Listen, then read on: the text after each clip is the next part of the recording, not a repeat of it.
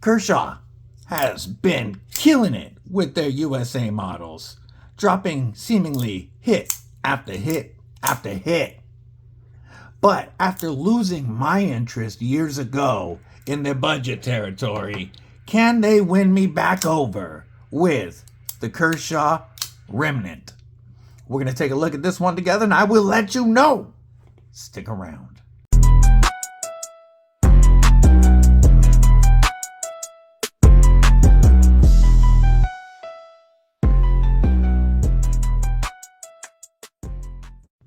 What it do, Kripple Krew? EDC with DVD, disabled by Deadly. And we are looking at a Kershaw budget knife today. This Kershaw Bel Air clip point also came in via the Lefty Pass Around group like the knife we're looking at today. And you will see a review on this one very soon, so stay tuned to that for that. But before we get into the Remnant, stab that like button like you mean it. Make sure that you have /subscribe and that you've bashed that bell for notifications so that you don't miss anything. All right, the Remnant. What are we looking at here? We are looking at 7.63 inches of overall length with a 3.25 inch spear point blade of D2 steel at 59 to 60 HRC with a flat grind and a beautiful stonewash finish. We have a closed length of 4.38 inches with contoured micarta scales with inset steel liners. We have a tip up and reversible deep carry pocket clip. A blade stock thickness of 111 thousandths and a weight of only 2.7 ounces. Yes, nice and lightweight for 3¼ inch blade. So this is actuated with the reversible thumb studs, and the detent is tuned very well for a plunge lock. Our plunge, very, very smooth. You hit the button and the blade closes on those KVT ball bearings. I'm not getting a whole bunch of bounce back. It just goes home. Smooth, smooth action. Got decent lockup. Let me see if this can be tightened a little bit. Let's see if we still have good action. Ooh, that's too tight. I went a little too tight. This is a T8 pivot. I just want to see if I can get good action and get rid of that little bit of lock stick. Still centered.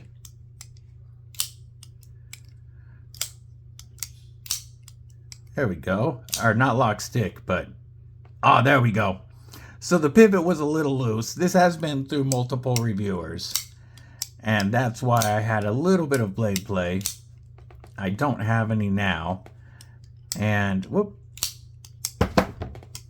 And my hands are tired after a whole day of doing this. But there we go. We still have good action. Our contoured micarta scales feel very good in hand. And they're not super grippy, but micarta does get grippier when it gets wet, so I wouldn't be worried about sliding on beef jerky juice. And it doesn't feel slick at all anyway. It's just not a super grippy micarta. Our stainless steel liners are heavily milled out for weight reduction, which is how they achieve this very strong structure under 3 ounces. I really dig that. Our pocket clip is inset with flat screws, and we have a filler tab on the opposite side. Awesome to see. Let's check hardware.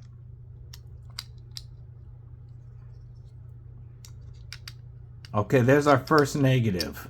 T8 pivot, T6 on everything else. Kershaw, you really should be doing T8s all the way around. I wish we would see that. This pivot really is interesting looking. You know, it is a captive pivot, T8 on this side, but it's kind of a trip on this side. And the metal cover for our button lock, our plunge lock, kind of looks kind of cool because it offsets the other side, but that's going to absolutely be a personal preference thing. I don't know that we needed those to be anodized. I don't believe they're brass because it didn't say anything about brass on the website. I wouldn't be able to tell because of steel liners. But the ergonomics on the knife, behind the pivot with my extra large size hand, I get a full 4-finger grip and a little room for a bigger hand behind there. That jimping locks me in a saber grip. We do have a bit of a choke up here. It's not a full finger choil at all. It's a sharpening choil and just a smooth front of the scales that allows to get a bit of a controlled choke up if you need to. We're chamfered here at the edges to make it easy in a pinch grip to get that spear point blade down, or in a utility grip. Very pokey tip, which is going to be awesome for multiple types of EDC uses. Plenty comfortable to turn it around and cut it. I never recommend using a plunge lock for your beef jerky Avenger or Defender, but you use what's on you, and I am locked in. Our blade steel on this is D2, which is a high carbon steel, so it's going, which is a carbon steel, so it's going to not be fully corrosion resistant, but you know, mad wax or wicked wax, something like that, or oiling your blades, you shouldn't have to worry about it. I have a lot of D2 where I'm at. I haven't had any corrosion, but D2 is also plenty tough and it holds its edge for a good long time. For a budget steel, it's one of the better.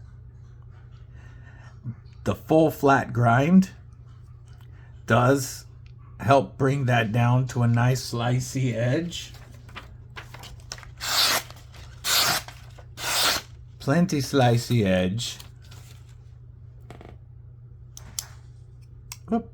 And the action, it really does feel phenomenal for a button lock, for a plunge lock, to have that good of a detent. Nice thing about plunge locks, they are finger safe, meaning your finger's never in the path of the blade as it closes, and they're, you know, very easy and fidgety.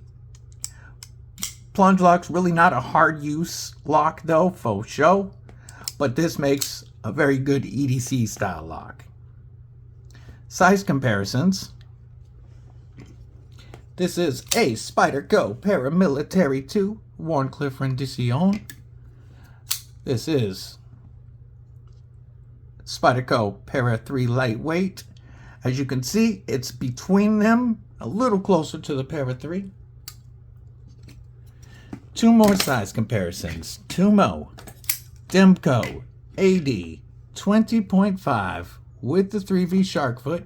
It's going to be slightly shorter, and the Kershaw Bel Air clip point is going to be even shorter than that.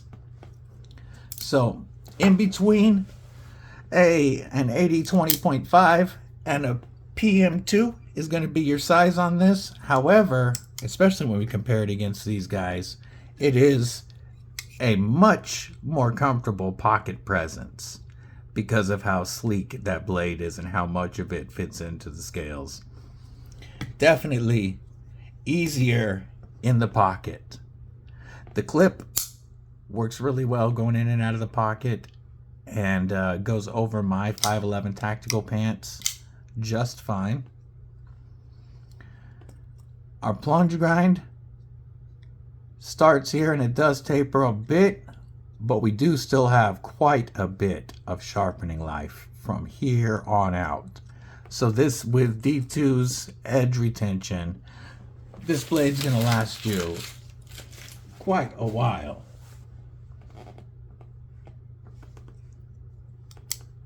If you like button lock knives. This is one you really should check out because the detent just makes it feel phenomenal. Now, at Kershaw's website price, this is an absolute pass because they've got this Micarta and D2 plunge lock listed for over $90. However, at the link below, for less than $70, I think this makes a very good budget knife. Comfortable, slicey, ergonomic, finger safe, and fidgety AF. The reason that I had fallen out of love with Kershaw knives for a while was, you know, they were resting on their laurels, and they were using old steels, and the action wasn't great at all.